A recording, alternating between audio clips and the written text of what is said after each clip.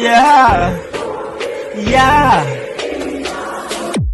In your house with O'Con. Hey, O'Con in your house. Hollywood in your house.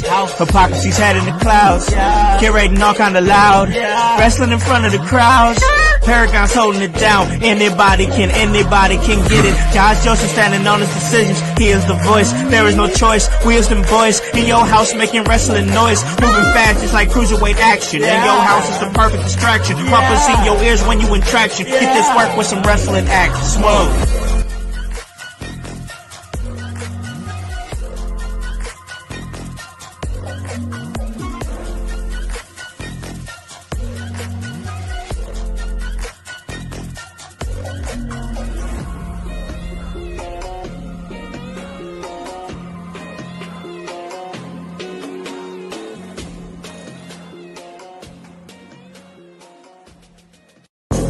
What is up, guys? What is cracking? It's the Con Man, and I am in your house. And you guys already know the vibes. Anytime we slide on through, we're here to give you that work when it comes to this professional wrestling business. And guys, I look different, don't I? I got a whole lot of gone right here. What's happening, ladies and gentlemen?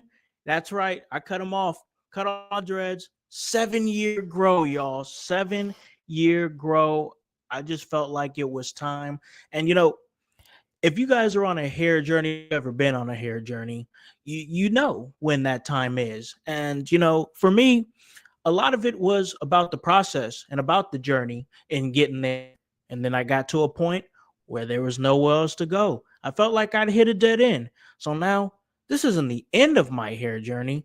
This is the beginning of a new hair journey, and you know, it's time. The winds of change are in the air, ladies and gentlemen. They just are. A lot of things, and you guys know I've been on vacation this last week, and man, it was transformative. Did so much things for myself to help myself. Got that big chop. Joined the gym. Got my studio cracking, as you guys see here in the background. It's looking better and better. Once again, transformative time off. Didn't do anything specific or go anywhere specific. Spent a lot of good time with family and had a lot of opportunity for introspective thinking. And, you know, while I was doing all that, I watched a whole lot of Monday Night Raw, and I watched a whole lot of pro wrestling as a whole, but specifically Monday Night Raw because it's Wednesday. And on Wednesday, we get Raw here, all right? And that's the Raw deal with Howse and O'Neal, and I can't have the Raw deal without O'Neal. Gotta have her. So, without further ado, I'm going to bring on my co-host here. That is Divinely Designed Danny O'Neal. What is up? What's up, Con? It is damn good to be alive for the Raw deal with Howse and O'Neal. Man, you look like you're a whole different co-host. Still the same at heart. Still the same at heart, but you know, your circumstances around you have been changing, and you know what? Welcome to the fitness life, man. It's there's nothing like it, and like you're just in that season for growth, and it feels good to be here. Like getting in the gym habit was one of the best things I've ever invested in for myself, because once you just see like a little bit of change, like the rest writes itself. And you know, I've been at it for like maybe 7 years now, and it's good for you. Like welcome. That's you know, like how the Mormons try and recruit you, like that's how I try and recruit people into the fitness life. Like one of us, come get your own Planet Fitness membership. You know what, we don't get royalties for that, so like they get enough money, so yeah. So they don't need it anymore. For sure. Definitely glad I made the decision to rejoin the gym. It'd been a while, and it's been great. I've been a few times since I joined it in the last week, and even ran into Rip Rogers. Yes. For you guys out there that don't know Rip Rogers, he is responsible for training so many talents. I'm talking Batista, John Cena, Shelton Benjamin, Brock Lesnar, Mickey James, the Pope, Elijah Burke, most recently the Outrunners with AEW, and Pat McAfee, all trained by Rip Rogers. So when I saw him when I was in the gym, I was on the treadmill and I was, getting my, walking in and whatnot. and I was like, is that? I saw him every time because he's been there Yeah. every day, Yeah. which isn't Sure. shocking. But but the third time I was there, I was like, I feel like I've seen him somewhere before. And then when I looked down, he had the Outrunner shirt on. I was like, there's no way Okay. that's not Rip. Right. There is Like, no that's way an that's not Rip. yeah, that's an amazing sign of synchronicity. You need to talk to that person. So, Yes, like yes, and like we got to cosmic talking. neon signs around Rip Rogers, like, Yes, that's so yes, like, funny. it was crazy, so Mhm. weird, but, Yeah. like, we got to talking, and it was a great conversation. He Mhm. gave me a lot of knowledge in a very short amount of time. He's a cool cat, man. And, like, you don't know. You might have just opened up the opportunity to have Rogers on an episode of IYH. These things take time. And you know Yeah, what? You're in that absolutely. season, you plant the seed, then it might blossom one day. Most definitely. Him being on the show would Yeah. definitely be great for all the listeners, Off the charts. especially the listeners that are in the business. Right. I mean, seriously, for And sure. If you're in the our business and you listen to this podcast, getting him on here is something you're gonna wanna listen to. our friends in New Zealand, thank you. Thank you, thank you, thank you. Yes, we're still steady on that chart. I check Heck it on yeah. a regular, and we're just fluctuating, Mhm. staying on there. Mhm. Like we're not on and off. We're staying on there. So yeah, our Mhm. people in New Zealand are loving us, and we appreciate y'all for putting us on those charts for sure. But let's get back to Monday Night Raw because like I said, I've been on vacation. I've been able to catch all these Monday Night Raws live as they are happening, and I if so I understand it's Netflix, so Mhm. they have the ability to run the show live because as you know, SmackDown on USA, they're confined to a time slot that they pay for on Mhm. national television. So they have Mhm. to honor that. So the show still happens live at the time that it's happening, but then they have to delay it, the tape delay until 8 o'clock. Obviously with Netflix being streaming, you could stream live. And so I watched all these shows live at 3 o'clock Mhm. and 4 o'clock. And we're definitely going to get into this last one because me and Annie, if I may speak for you, I think we both could agree that the theme of this past episode of Monday Night Raw was escalation for sure. Because we saw a lot of major storylines get escalated. But real quick, just the vibe of those 3 and 4 o'clock shows. If you're able to catch them Mhm. there, I understand with people 9 to 5s might not be able to catch it live. But seeing it there on a 3 o'clock, 4 o'clock runtime was So very weird. interesting. Weird. Yeah, weird Like, but interesting. Like yeah, it felt a little I surreal. yeah, and it's like on Mondays, like I'm locked Mhm. in. Like on Right. Mondays, I'm locked in Monday Night Raw 8 o'clock. Mhm. So Yeah. when I'm watching it at 3 o'clock, and I'm realizing, wow, I actually have a Monday night off from wrestling. Mhm. That's weird, Mhm. Like, but I didn't hate it. I enjoyed it. I thought the Mhm. shows were good. I thought the crowds were good. And I thought that there were some things that were kind of dragging along, and we're going to talk Mhm. about that dragging along. But the crowds were consistent. The crowd Right. was the Right. consistency through this show. So let's talk specifically about the show and get some of your thoughts. Monday Night Mhm. Raw, there in London, England, a lot of things happen, a lot that we could break down. But I want to Mhm. ask you, Annie, what of all the things that happened on this past Monday Night Raw that ended the international tour, what really sparked your interest? What really lingered with you? Just how much the crowd really brings the show to a whole other dimension. And, like, European crowds hit differently than the ones in the States. Like, it just like, some of the chants, they were just an orchestra of people, like, it was just music without instruments, and it was really fun, like, to be a part of that, like, it's really a transcendental, like, experience. One of the my favorite cheers that, um was my favorite in particular when Gunther was out, and they were all yelling, "Gunther is a wanker," and and in their British accent, like, hilarious, like, the crowd just like, almost every minute that I was watching, it was riveting, but the crowd really, like, really hit that next mark, uh, for me, and, like, I it's moments like this, like, I don't know, I makes the whole wrestling experience really come together because, when I'm at a show, like, I'm not behind the curtain, I'm in the crowd of people. So Yeah. I'm watching, I'm listening, I'm observing. Like, I have a really good feel of detecting the frequency in the room, what is going to hit and what is not. And like, it's it was just really this episode of Raw really rejuvenated my experience while on the road to WrestleMania, because sometimes it's a long and winding road, you know, Oh and yeah. one foot in front of the other, like, it gets tired and tenuous. And yeah, this one really kicked off a second wind for me. So yeah, No, I yeah, I for I for agree with you. sure, for sure. Yeah, I agree with you. I think that once again, like I said, uh, the theme of this specific Monday Night Raw was escalation, but the Mhm. crowds have been great. I mean, they've been consistent, whether it be the Roman Reigns, Roman, and they do the Mhm. same thing with Cody, and it's very creative. They're so interactive, and I was always told and under the belief Mhm. that when the performers feel the energy from the crowd, like when they're feeling that, Mhm. they're better. Mhm.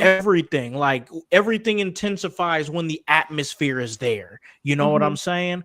And that was huge during this international tour was atmosphere. You had it. You had great atmosphere. And going back to what I was saying earlier about escalation, that just it gives me a great opportunity to jump right into Mhm. what I was going to talk about. That's the opening of the show. That's Mhm. John Cena once again coming out, opening the show, and wow, just everything that happened with that.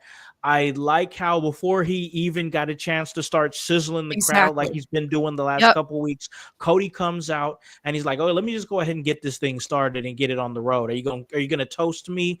Are you That was the gonna first thing I noticed. yeah?" He was like, "Are you gonna toast me? Are you gonna talk mess about me? Bring it on. Let's go." And then he started unpacking stuff about himself and everything. Like he started. What I like is it felt like Cody was like working backwards almost because he was like, before I Mhm. give him a chance to cook me, I'm gonna cook myself, and then Right. he don't got But you know what? Cena, Mhm. like the professional that he is, still found Mhm. something. And Cena is notorious on the mic for cooking people. Like Mhm. it don't matter what people personally think about John Cena, whatever, blah blah blah. Facts are facts, and I've seen John Cena cook people on the mic numerous times.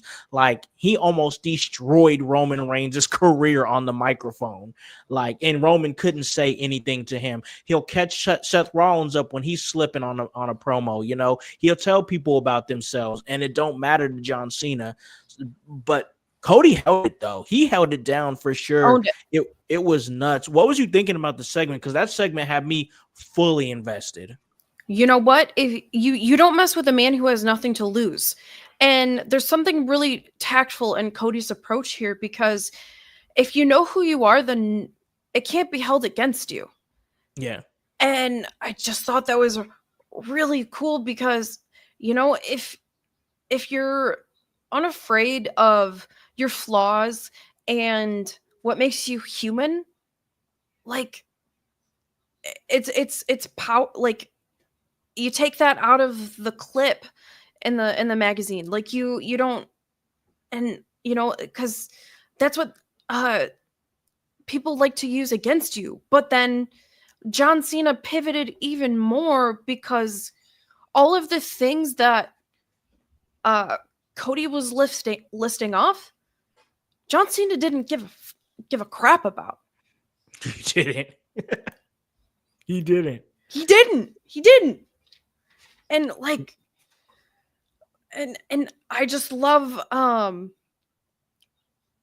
Cena was just stone faced. Like, he really became the archetype of the Punisher skull adorning, uh, King Ranch F-150 driving, like, stereotype. Like, oh, like, he really endured that that high blood pressure having stereotype. He really did. Yeah, yeah. Cena giving a little boomer. Right, like the generational gap just widened. It really did. But It did. like it really felt like Cena was skillfully laying the bricks up so Cody could knock them down, and I just thought that was really interesting because like this is the point in time where we have to really notice that it's the turning of a different tide. Like Yeah. a generation is passing right before us, and what greater obstacle than John Cena for Cody Rhodes to overcome? And you Yep. know what?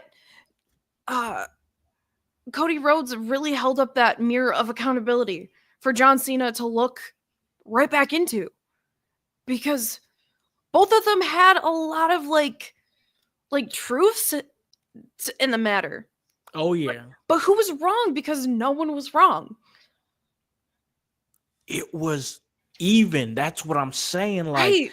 this was a back and forth between men who, people can say what they want about Cody. I really don't care. Like, I've seen Mhm. all levels of Cody Rhodes, so I can confidently say that he's still silver tongued on the mic. You know what I'm saying? Even Mhm. though they want him to, they I don't know if they want him. Well, Mhm. obviously they do, but what I mean Mhm. is they have him go out there be the white meat baby face. He's Mhm. playing the role, like. But Mhm. I've seen Cody do other things like in Ring of Honor, New Mhm. Japan, and I've seen Cody be a bastard before. You know what Mhm. I'm saying? Like, Mhm. straight up, Cody's done some dastardly things, but he's playing the Superman character. And Super, Mhm. for a lot of people, Superman is boring. And when you see that, you forget that Cody Rhodes actually can hold it down on the mic, because he truly can. And I think Monday was just a perfect reminder, Mhm. because when you can go toe to toe with John Cena,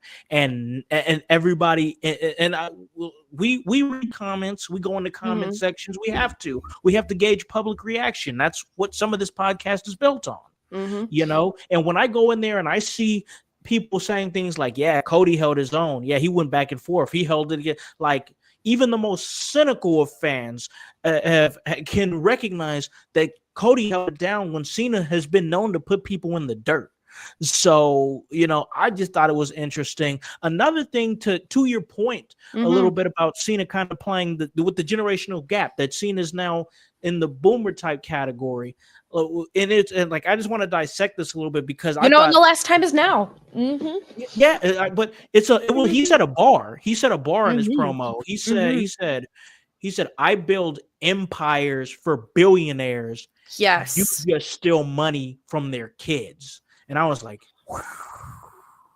Like, and they were going bar for bar. yeah, they really Like, were.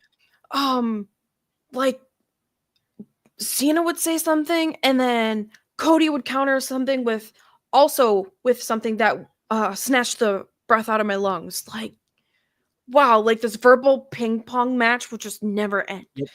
Scathing. And I was just like, Cena, you are such a boomer for being proud to make an empire for a billionaire. Nobody in this generation loves billionaires. but Seriously. but boomers do. But that's a whole nother podcast.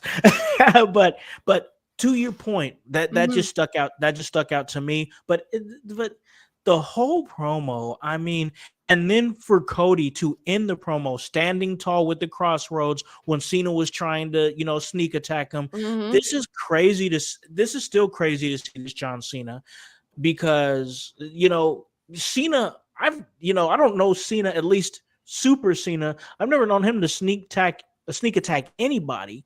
And then the first time he tries to do it, it's a failure. Cody stands tall at the end of it, and for me, we still got some time to go. It's not a go home show, but I'd be worried about Cody's title reign if it were, because usually when they stand tall like that at the go home show, that means they're going to lose at the big show. So who knows? But I do think it's good that he stood tall. I do Mhm. think that it's good that Cody stood tall and gave Cena a little bit of his comeuppance for what happened at Elimination Chamber. Mhm. Obviously, it all boils down to WrestleMania. Easy, Mhm. easy. It all boils down to WrestleMania. But he got a little bit of his get back with that Crossroads. Mhm. I mean, the more that people hate Cena, the more that they're going to empathize for Cody.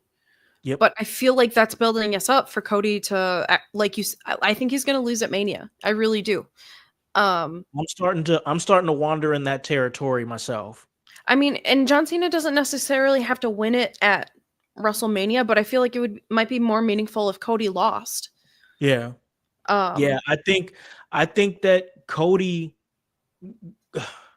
while this title reign has had its peaks and valleys, don't get me sure. wrong, a lot of people can agree that I think Cody is better in the chase, Mhm. and like I stand firm when I say the last couple months Cody Rhodes has been one of the most interesting characters, whether it be Mhm. the decision with The Rock or getting turned on by two of wrestling and Hollywood's biggest stars.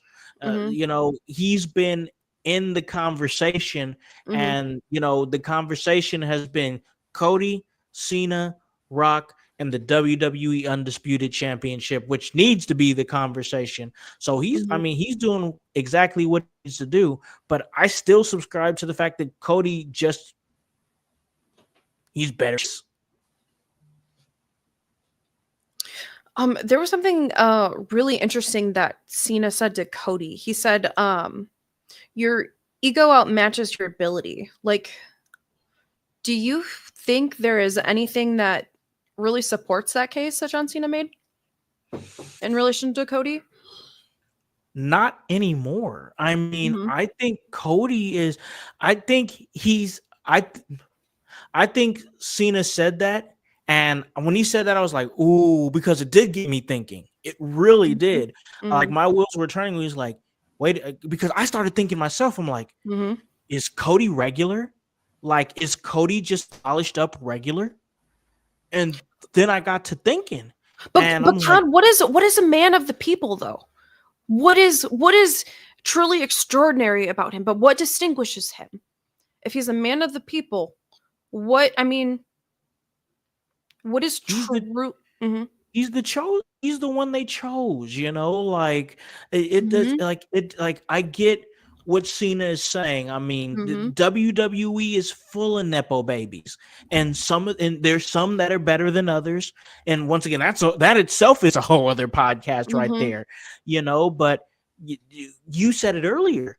Mhm. They were going bar for bar. It's not like they were saying, Cena was Mhm. saying like outlandish, heelish things. He was Mhm. saying pretty reasonable things. He Bro, was. you're a Nepo baby. You're regular. You had to leave. I stayed with this company through the hard times and made it the most money that it's made, and now you're trying to come in and tell me that you're running it when I didn't say you could. Like it's really easy to digest. Um, and like there were a few things that John Cena said that really shined a different light on Cody Rhodes for me.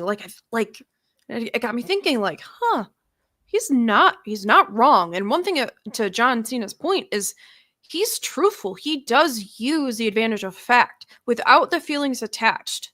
Yeah, And he does. he's really good at shining a light in the foundation, and so the fault line shows through. And like, did Cody really manipulate his way into the position he's in now? Like, did the politician Cody Rhodes politic his way? And is he just mimicking a something that we really don't know that he is underneath? Like, yeah, I'm there was a saying. I'm saying, and mhm, Cena said it himself. I know what you're doing because we mhm, rode together in cars. I taught you these tricks. right, I right, know you know what you're doing. I know what you're doing. So like, and this is where we're going, Annie. mhm, This is where we're going to where we're having mhm. this conversation. Is John Cena the heel? Yes. But is he justified? Yes. Like we're living in the era of justifiable heels. You can't, and you can't argue with reason because John Cena, like, this was layered with such gems that you really had to pay attention in order to discern them. Because I mean, John Cena said something like, "You might have access to the blueprint, but it doesn't mean you get to rule the kingdom." And I'm like, that's so Yeah, cool, bars. so interesting, so Bars, I'm telling you. interesting. Like, um, and like, how can John Cena accuse Cody Rhodes of riding on his coattails when I don't see any coattails present over the jorts? Okay, like, that was false. That was false. Something I counter to John Cena. Those jorts, man. And He's like, not. He's oh, not. I like the fact that he's not changing it though. Like John Cena's like, I'm not gonna be your cool heel. I'm not doing that. I'm staying just like this because that's what makes you mad. you know what? He's the grumbly veteran. Yep. Yep. The grumbly Yep. veteran That's him. heel. Yep. Yep. He's a grizzled veteran. I Yep. love it. I'm starting to really see it, Like, and I like where it's going. I do. This. I mean, once again, like I said, this because of this promo battle that they had, the mm-hmm, feuds escalated to a level where it's like now my interest is even more peaked than it mm-hmm, was before. I don't know if it's as peaked as it was when Cena turned mm-hmm. heel, but it's reaching those levels again because Cena gave him a really fire back and forth. And it really opened up another dimension of nuance for me because, like, you know, with another fact, to John Cena's credit, is that Cody Rhodes did sit beside him for years, Yep. and he had every secret he needed to be undeniable, and then he was still underwhelming. I'm like, I feel like that would be one of the worst things anyone could Yeah. ever say to me. Like, you Like I had gave you the keys and you you still had couldn't open the the door. answers and you still fumbled. You still failed. I'm like, oh, Oof. Yeah, that's painful. That is painful. But we got to move on here. We got a yeah. whole lot of Raw to talk about. It's so But much I'm raw. glad I'm glad we broke that down the way that we did because it deserved that type of dissection. Mm-hmm. As Johnson and Cody Rhodes prepare to face off against each other at WrestleMania 41, and I think that that's hitting now. I'm gonna let's take it down a little bit just because we were super high, and I know Mm-hmm. that once we get to a couple of these matches we're going to be back up there again. So this is just a little lull period. Mm-hmm. And we don't have to go over it too much, but I want to ask you, and just without me saying anything, I'm just going to Mm-hmm. ask you, where's your interest level at with AJ Styles and Logan Paul? Um, it's a I feel like it's a segment as old as time itself, and they're taking an interesting spin on the past versus the next generation. Um, but we gotta have the elevator music as we're changing levels, right? Yeah. So it suits its purpose. It really does. Um, One thing I really enjoyed from Logan Paul, and I can't even believe I'm giving anything to his credit, and I hate it. It feels morally repugnant, but he keeps going word for word in the middle of his promo without stopping, no matter the thunderous boos raining down upon him. And like, he's just really good at making people hate him. Yeah, he really is that. Plus, that new finisher is fire. I mean, It I don't know if you is. saw it yet, but that new finisher is absolute Pulverizer. fire. Yeah. Yep. Um, Ugh. Logan Paul, talented in ring. AJ Styles, obviously one of the best in the world, and just a great competitor. But I gotta ask, why are they even fighting? Like, what's this fight about? That's my question. Like, and I'm being genuine. Like, why are these guys fighting? Because when Logan Paul's coming out and he's just calling the crowd broke, broke, broke, and AJ is there, and I guess he's supposed to be representative of the people and shut this young guy up. I love the fact that they're having a match. Don't get me wrong, because I think it's going to be a good match and it's going to be fun. I just think the road's been a little bit bumpy because Right. I'm lacking some why. That's it. I'm lacking some why. I just think we needed some type of buffer, to you know, alleviates, like, yeah, to bring us down between such heavy emotional like segments. But Yeah. honest, I can't even rewind it back in time to find the point in origin. Um, but basically, I feel like Logan Paul came out and he was just talking shit, and then who is gonna humble this young person other than Daddy Styles? So I mean, like you it said, was it serves it its feels purpose. it feels a bit random. And AJ Styles just came back from injury not too long ago, and they want to feature one of the most talented investments I think they have. Yeah. And Logan Paul's gonna bring that the numbers, so because people, no matter what, love him, hate him, people are gonna tune in. So Yeah, that's what you're right about that. I don't know if you saw the Paul brothers are about to get their own reality show. I'm like, oh I no. my stomach churned when I heard the fact that he was a girl dad. I'm like, oh man, Oh, please, that's right. please, He is just a girl dad. set this girl up for future, and like leave her, just Don't you give know her any of your ideologies at all, leave, like, please. uh she should, in fact, she should go live in Japan, and he should never be able to visit her. My That's the God. only way that she's going to have a bright future ahead of her. Oh Plus the yeah. Japanese school system is way better than American school system. So Oh God, yeah. she's, yeah, Oh yeah. yeah. Yeah. Get an A plus education for sure. But I just want to bring that up because once again, the match. I believe the match will be good. I'm just like, "Ugh, why is this happening? Like, you know me, I need a why. I need investment. And I'm just not invested in this. But I'm sure I Because will once the because it's bell rings for sure. it's a slot on the mid card, friend. Yeah. It's a slot on the mid card. Yep. That's it. Um.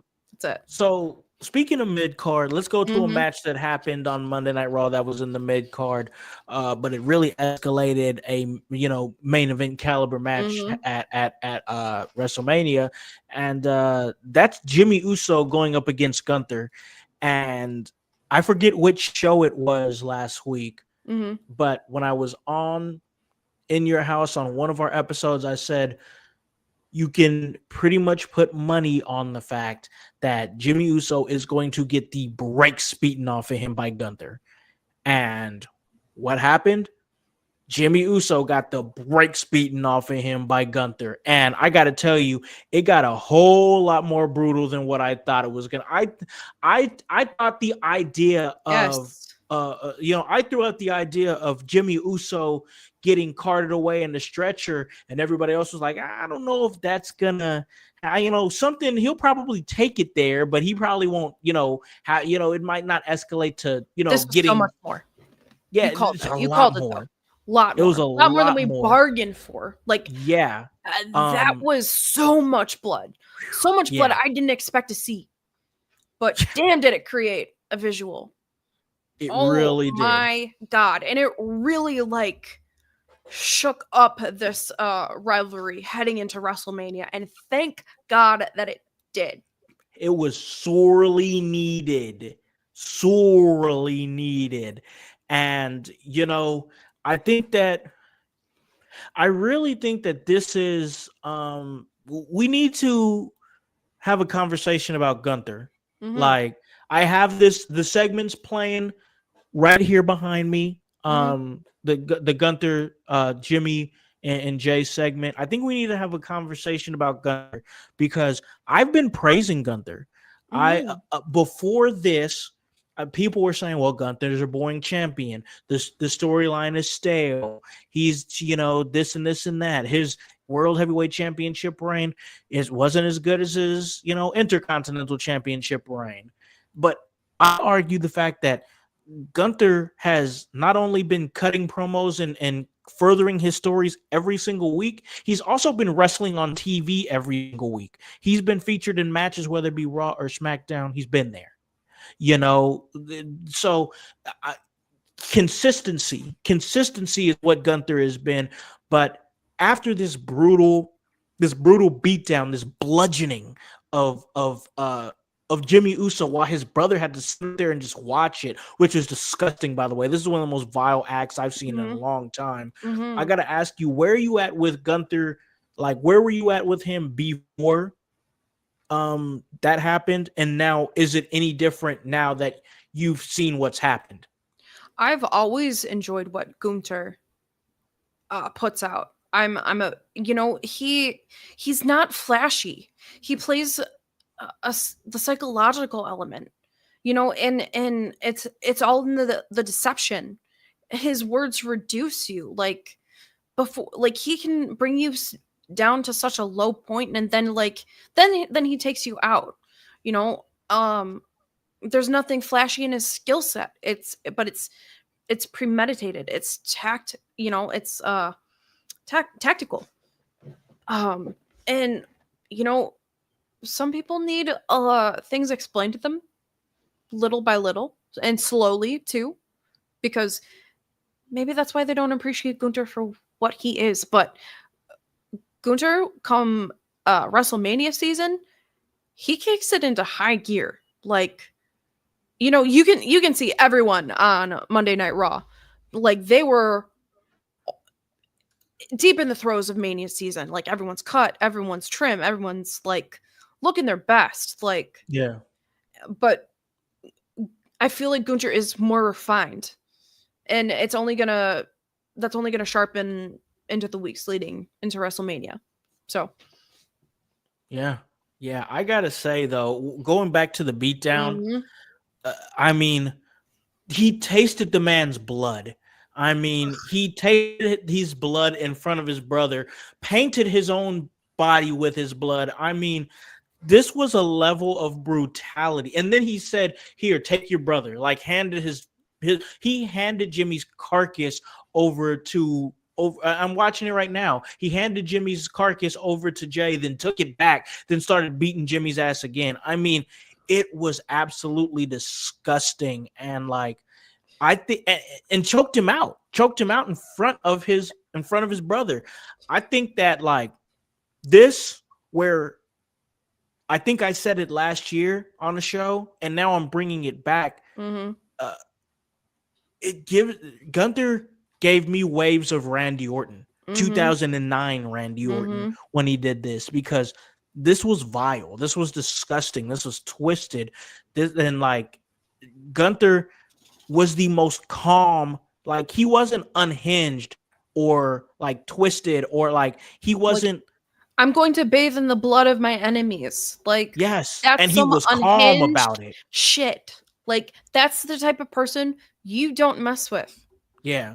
because like a lot of people don't believe the threat when they come face to face with it. A lot of people talk with their ego, but when you know someone is a vital threat, they're silent about it. Yep. And you that's a door you can't unopen once you step through. And like this segment really shaped up that Jay Uso was about to sacrifice himself into the void to save humanity, and Gunther is that void. So, and I like that Jay Uso didn't have a promo this week, correct? No, he just no. I mean, he was backstage with his brother, but no, he wasn't out Mhm. in front of the Right. crowd. No. Right. And I think that's something that really worked to his advantage this week. Yeah. Yeah. I mean, what would he look like coming out and cutting a promo after what happened to his brother? He should be with his brother. But I agree Mhm. with you. I think it did work to his advantage. I think that they needed this level of violence. And Mhm. kudos to Jimmy Uso, who was in the midst of like a solid SmackDown run, Mhm. possibly, moving his way. People were starting Mhm. to have Jimmy Uso in United States Championship conversations over there on SmackDown. Mhm. And for him to like take this beat down in stride just to elevate his brother's storyline, and then possibly like if he's gonna like sell this beat down, he might have to be out past WrestleMania. You know what I'm saying? Like Mhm. maybe It's I don't pretty know if dope. they Right. like. I don't know how much they're selling the injury or what it's going to Mhm. be, but like, and don't get me wrong, Mhm. folks. I don't want Jimmy Uso to miss WrestleMania because I thought he was picking up steam over on SmackDown. Mhm. I see it, I do. I'm just saying I don't know the severity of the selling of this Mhm. injury to where it might be a week or 2 weeks, or if we're gonna, possibly Mhm. take him off TV up until WrestleMania. We could have the same conversation about Sami Zayn, but yeah, how long is he going to be out? But just kudos to him for Oh, the part yeah, the part that he exactly. played in it. It was if he didn't agree to do this, we wouldn't have that mastery.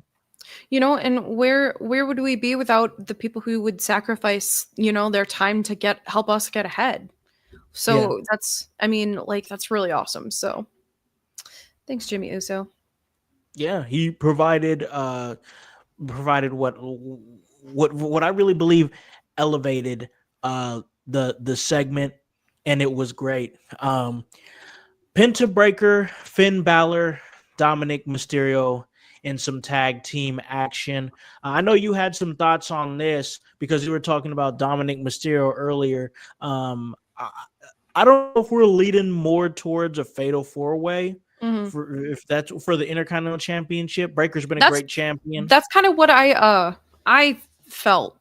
Yeah, What is that like? Is this setting up for that? yeah, and and also another thing, what's Liv's role in, because Liv is really in Dom's ear trying to convince him like, hey, you know, Finn calls everybody else a snake when it seems like he himself is the snake. He's taking all these opportunities that should be yours. And, Liv, man, I've been raving about her, so I'm not going to rave about her too much, but her development and with the role that she's playing Hmm. now, and now that she, not only has she become great in her own right, and now she's transferring that to other talents like Raquel Rodriguez, and continuing with Dominic Mysterio. I want to see where it goes because now she's getting in Dom's head trying to convince him, like, hey, Hmm. why should you not fight for the Intercontinental Championship? And it feels like another season of Liv Morgan's revenge tour. And who better than to speak to Snakes herself than the Gorgon Medusa, which is AKA Liv Morgan. True. True. I'm enjoying it. I Mhm. mean, the role Mhm. that she plays, Mhm. and then she's the Shawn Michaels to Raquel Rodriguez's Diesel. And It's yes, great. I love it. Raquel Rodriguez too. Like a lot of her who she's becoming was really solidified in this episode of Raw to me, and it was really in the subtle things because that's really hard for people to master. But when it clicks in a performer, like they know they found their stride, Yeah. and that was really solidified right before Judgment when Judgment Day went out for uh their match. Yeah. And like We're still having these Judgment Day conversations, it we seems are. like. It and I feel like I don't know, for you, did the Judgment Day was it shaken up a little bit for you this week? Or are you still pretty That's a good question.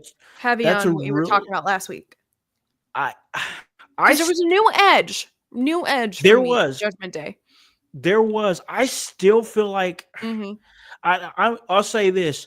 I'm a little bit less on them dissolving than I was, even last week. Mhm. But I still think that past WrestleMania, I think that there's got to be some separation. I don't know how much longer they're going to survive past WrestleMania, Mhm. especially if Finn and Dom are going to possibly compete against each other in a fatal four way and see Mhm. how that goes. And then I'll leave it however that finishes to continue that story. But they did look strong, and they've been continuing to look strong, and I can't argue against that. I mean, I just can't. They're looking good. They stood Mhm. tall on Monday Night Raw a couple of weeks ago. Mhm. It's just, even though they're not completely cohesive, and it seems Mhm. like there are some cracks there, we're seeing the cracks there. But this is a thing we've seen in Judgment Day before. We have We have cracks in there, and then somebody defects, and then the group morphs into something else. Mm-hmm. Like that's the theme of the Judgment Day is people leave and the group morphs into something else. So like maybe I just don't know what I'm talking about. Maybe the Judgment Day might not fully dissolve for a long Mm-hmm. time, but I do Okay. know is that they're keeping this faction strong, and they're committed to whatever it is that they're doing, and I'm just along for the ride. Okay. I have two questions for you before I want to paint a lovely picture for Okay. everyone here. Okay. Um, would that change for you if either Dominic or Finn, for some reason, they win the Intercontinental title, and doesn't matter who wins it? I think if Mm-hmm. Finn wins the Intercontinental Championship and um the group falls in line, but Liv continues to try to influence Dominic Mysterio, which Mm-hmm. slowly turn that, and that'll be an even slower turn. Mm-hmm. If Dominic Mysterio wins the title at WrestleMania, I think that Backstabber Balor is going to come back, and he's going to fake being proud of Dominic until he finds the opportunity to turn his back on him, which could happen a little bit quicker than the first scenario. Mm-hmm. Okay, here's my picture that I'm gonna paint.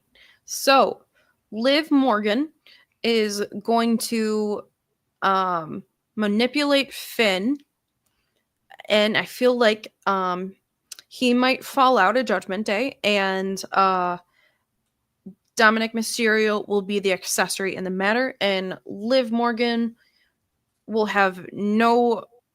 Uh, she's just going to be the one manipulating and pulling all of the strings. Do you think there's a possibility where Liv Morgan can find her way as the new leader of the Judgment Day? I feel like she's been planning that the entire time. That would be amazing. What if the Liv Morgan revenge tour never truly ended? What if we're still midway through it and she won the title, took the family, and put Rhea out, but what if part of it was to lead, to run it, to be the leader? And I wouldn't put that past Liv Morgan because last year when Paragon had brought it up, it was P. He said, "Oh, everybody's talking about Cody's story, but nobody's talking about Liv Morgan's story." And I was lightweight, kind of like, "Bro, it's Liv Morgan. They're not doing anything with her." like I understand like Liv is like starting to rise at this. This is like early before the Revenge tour really took off. I'm like, relax, bro. Like everybody's talking about Cody. Nobody's talking about Liv's story. And then what happened? Liv made herself a story, and she ended up turning into one of the best acts in the company. So you never really know what to expect from Liv Morgan because she's already done so much in a really short amount of time. It's like she took the magical chalk from Chalk Zone and drew herself a back door into everything relevant. Yep, and she's there, living in relevancy, living in relevancy for sure. But yeah, I the Judgment Day, they're just keeping on rolling, and Mm-hmm. until they give me a reason to think that hey, this thing needs to be done, I can't argue against it. Have I said they need to dissolve before? Yeah, I have, Mm-hmm. and part of me Mm-hmm. still believes that. But what I'm seeing on a week to week basis, I'm like, well, I mean, We still need to have they're tag useful. teams. They're useful. I Yeah. mean, they're solid. They went from being the main event faction Mm-hmm. on Monday Night Raw, which at that time was they were rivaling the Bloodline. Right. Not in a way of like people were saying like, oh, we care about the Judgment Day more than the Bloodline. The Bloodline storyline was the story, and it was unmatched in its Mm-hmm. time. But let's not forget that Judgment Day was holding down Monday Night Raw. You So know, much TV time. So so much TV much TV time. Everybody in the faction was relevant, time. Mm-hmm. and you had Rhea with the women's world heavyweight champion. You had Damian Priest become the world heavyweight champion. They've just done so much. But what's happened is now, they're not the main event, but it's Mm-hmm. okay because they're still doing their thing and keeping the mid card super relevant. Still on the slow burn. And you never know when that's going to heat up because, like we're in that mode for long term storytelling. So, and, Yeah, all parts of the clock are still working at once, no matter how big or small. So the cogs are still turning no matter what. absolutely. Absolutely. I Mm-hmm. just wanted to talk about that because Judgment Day is still in that conversation and they're staying there. But we got one more thing that we really want to break down Mm-hmm. and talk about. And that is, of course, the main event. The main So good. event, it was So really good. good. Rhea Ripley went up against Io Sky with Bianca Belair as a special guest referee, and I gotta say, one little nice touch that I really liked from this Mm-hmm. is when they were showing backstage, and Bianca was there, and of course Mm-hmm. she designed her own gear, her own referee gear, Of because course. she's amazing and multi talented. I But feel like I that should love be more refs should look like Bianca Belair and their attire should reflect Bianca Belair's. But no one Bianca. can Is pull it just off. amazing. No one can Not pull like it off. Like Bianca. Not exactly. like Bianca. She's No, okay, amazing. But never mind. but but I Back. love the fact that they had referees in the back like schooling her and teaching her Mhm. like, hey, and Michael Cole in commentary saying she's learning how to be a ref. Bianca Belair has never refereed in her entire career, and she was back there learning, and you can tell when somebody's coachable because I see the Mhm. referee looking at Bianca Belair and Bianca's just like looking and nodding and taking it in Mhm. and stuff like that. And she like, of course, she's coachable. She's a collegiate athlete. She's amazing, a power lifter. Probably very well disciplined. And yeah, I could rave all about Bianca Belair. She's an She amazing did a human being. great But job. yeah, And she you've did a seen real bad good job. refs. You've seen bad Yeah. refs and the difference that they make and the Yep. outcome of a match. And She like was solid. She she was did. solid, but also kept the story along. And is it just me, or is like Rhea creating the problem with her and Bianca Belair? I think Bianca is doing her job, and I think Bianca being out there for the match a couple of weeks ago when Rhea lost the title, I think that was really Rhea. Just Rhea's in these Ooh, situations. interesting because I there were a couple moments in the match where I thought like Bianca like showed points of hesitation. Like, is she gonna allow personal interference uh play into like calling a fair match? Because like I felt like there were a couple points where she wanted to. I don't know. It was really interesting, but now that you point that out, I really do feel like Rhea Ripley is becoming her own problem. Yes, And that's what I'm and saying. Yep. and not that Io hasn't posed a viable threat against Rhea Ripley, but I feel like this is the strongest match Io had against Rhea. And like everything that Rhea threw at Io, she countered effortlessly.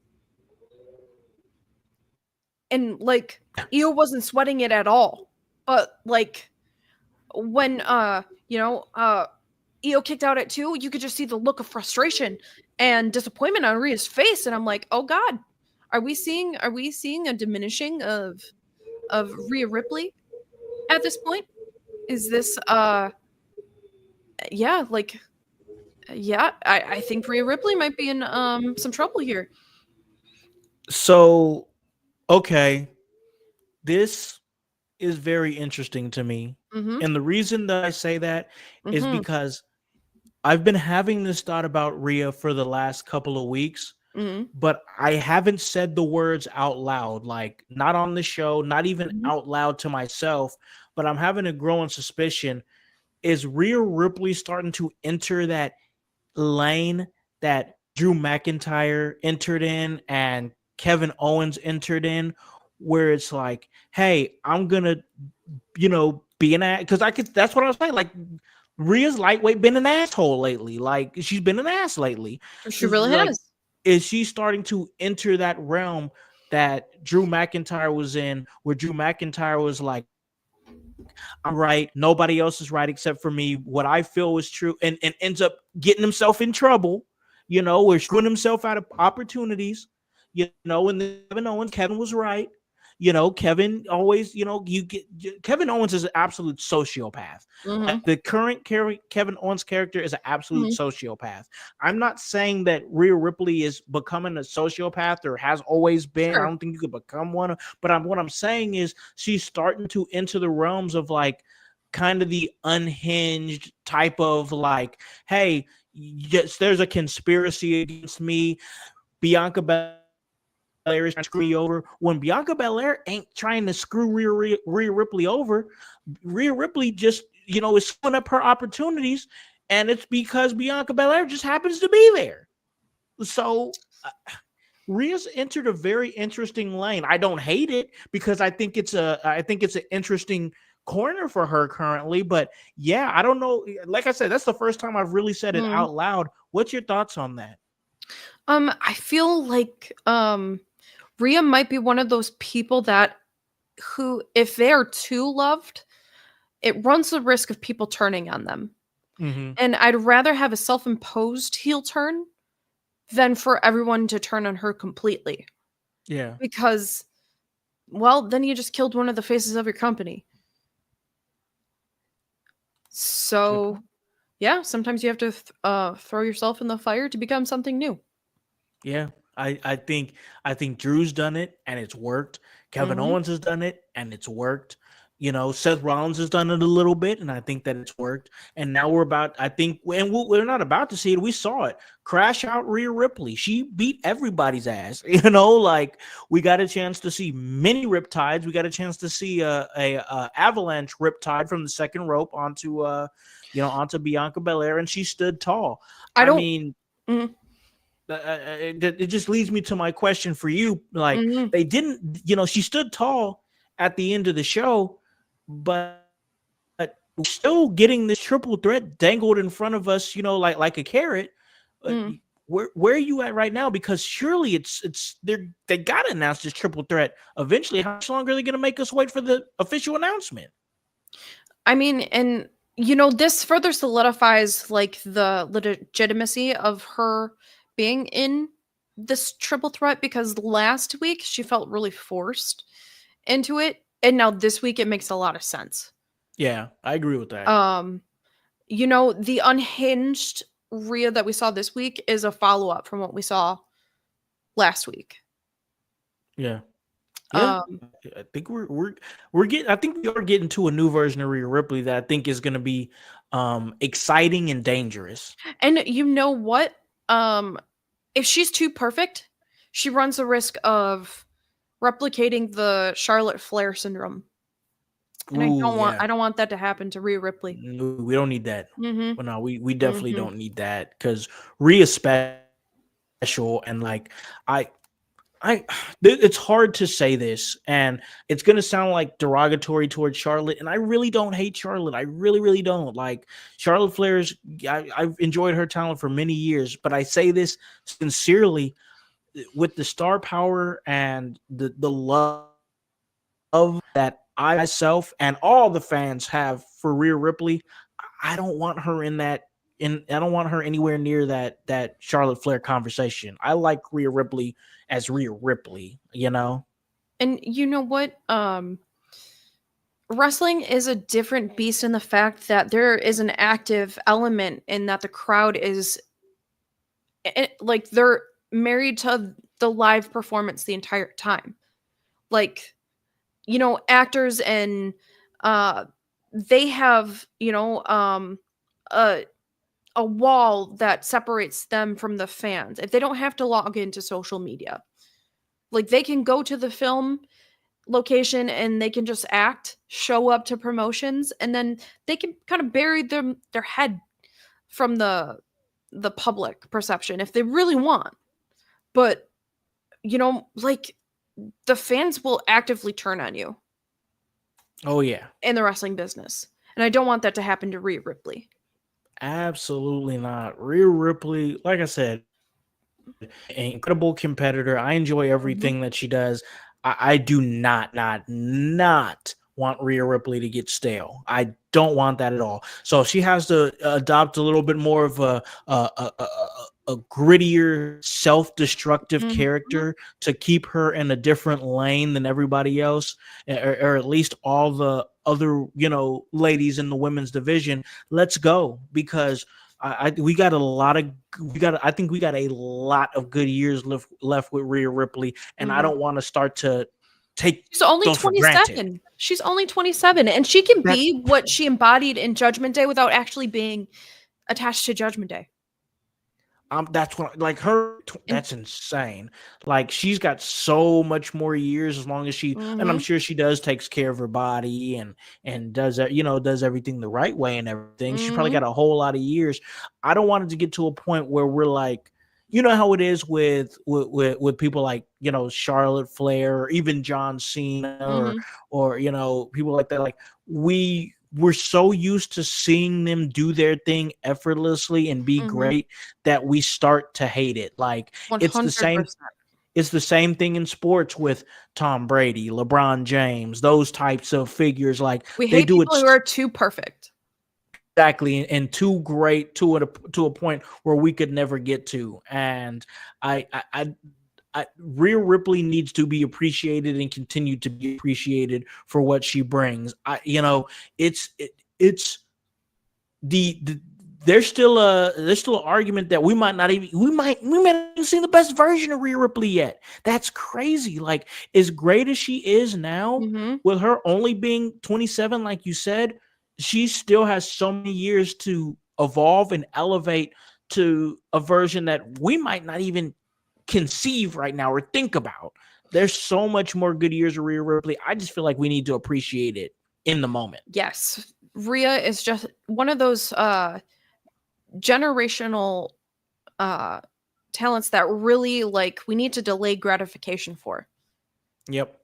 If she reaches that potential now, we're not gonna appreciate her in 5 years, and that would be the absolute most, like, travesty.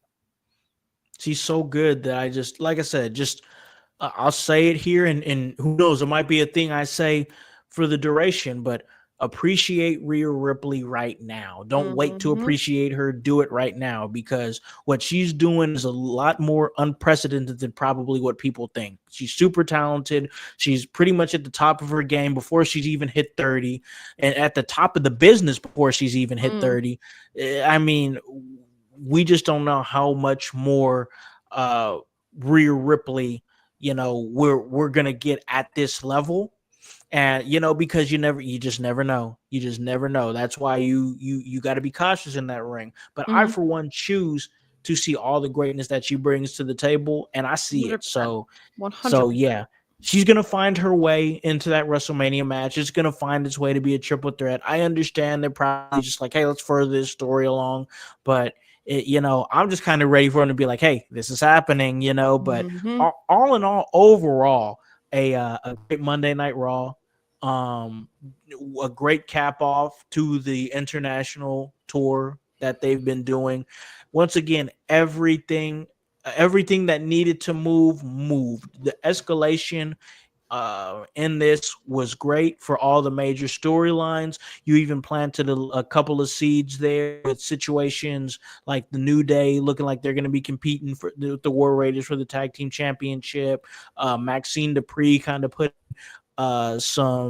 yes, some seeds in Adam Pearce's tag teaming up with Natalia. This is what I like, Annie. This is what I like. We escalated the major storylines, and we planted seeds for other storylines 100%. down the line. To me, very solid, very good Monday Night Raw. And you have to pay attention to all moving parts, because if you blink, you're gonna miss it.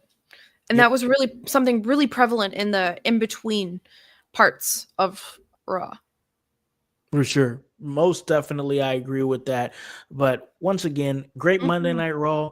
But this right here was a great episode of the Raw deal with House and O'Neil. And I can't do it by myself, ladies and gentlemen. So I got to give the honors here to Divinely Designed Annie O'Neil and give her opportunity to plug anything that you want to plug, social media, upcoming appearances. You know the drill by now. Go ahead and plug away, Annie. You know what? I had the opportunity to keep it low key this weekend, but that's exactly what I need. Heading into next weekend, I'll be doing double duty at Divine in Ann Arbor, Michigan for the Sapphire Series, an all women's wrestling show. So this show will be 21 and up. In the main event, we got Heather Blue defending her Divine Pro Championship against Alice Crowley and Storm Garcon. Ooh. So that'll be Ooh. awesome. So I'm rooting for my girl Storm, but Alice is, she's a formidable threat too. So that's Alice gonna is be a fun. badass. Yeah, she is. That's one woman I would not want to get in the way of because she'll leave tread marks right all over your face. Facts. And then April 13th, I will be in Toledo, Ohio for CIW. So it's gonna be fun. Yep. Ooh, yeah, you got a lot of cool things I coming do. up. That's I what do. it sounds like. Oh, and we just dropped our first episode of the exclusives with my co-host Mission Smith and with Ooh, Kevin okay, Kelly. yeah. Yeah, we go over Kevin's career, his tag team history, and we talk wrestling with Kevin. So you know what that's like. So on Facebook, YouTube, everything. Con, what is going on for you? What are you up So to? you already know where I'm gonna be at. Right here, doing my thing in your house, getting some more of this studio put up. It's coming along really I well, love but it. I still got some more things to do. So I'll be Mhm. doing that. But you already know next week, Emerge. We'll be doing Emerging Stars, the Emerging Stars tournament 2. And I always love these shows because it's a great opportunity to see some of the upcoming young talent in this local area here, the Midwestern area to be specific. And Mhm. I love tournament-based competition. Who So won it's a the one-night first one? tournament. It was the bum Eric Surge won the first Mm. tournament. He was the inaugural Emerging Stars tournament last year, Oh. tournament winner last year, and Mhm. now we look to crown here for part 2, and Mhm. it's exciting. It's going to be great. Columbus, Indiana, check it out. It is their last show over there at Bartholomew before they go to the new building. I don't have all that information as they give it to me, but yeah, a whole lot of exciting things going on, continuing to do what we're doing here. Mhm. Of course, that is the brackets. Of course, NCAA bracket mania. We have April 13th, big show for In Your House, one of our WrestleMania specials, and whoever wins bracket mania, we give you guys the opportunity to come on the show, have your own subject, and hey, you'll get a little In Your House merch as well. So yeah, Emerge, bracket mania, WrestleMania is coming up, a whole lot of exciting things going on. And guys, that's just part of the work here at In Your House. And it's HOWSE, and that W stands for work. So for Divinely Designed Annie O'Neill and the whole team here at In Your House, guys, I need you to hop on this bandwagon. Get on or get gone, because the household is still going mighty strong. You guys have a great day and a great rest of your week. Peace. Yeah, yeah. In your house with O'Con. Hey, O'Con in your house. Hollywood in your house. Hypocrisy's head in the clouds. Curating all kind of loud. Wrestling in front of the crowds. Paragon's holding it down. Anybody can get it. Josh Joseph standing on his decisions. He is the voice. There is no choice. Wheels and boys in your house making wrestling noise. Moving fast just like cruiserweight action. In your house is the perfect distraction. Rumpus in your ears when you in traction. Get this work with some wrestling action. Smooth.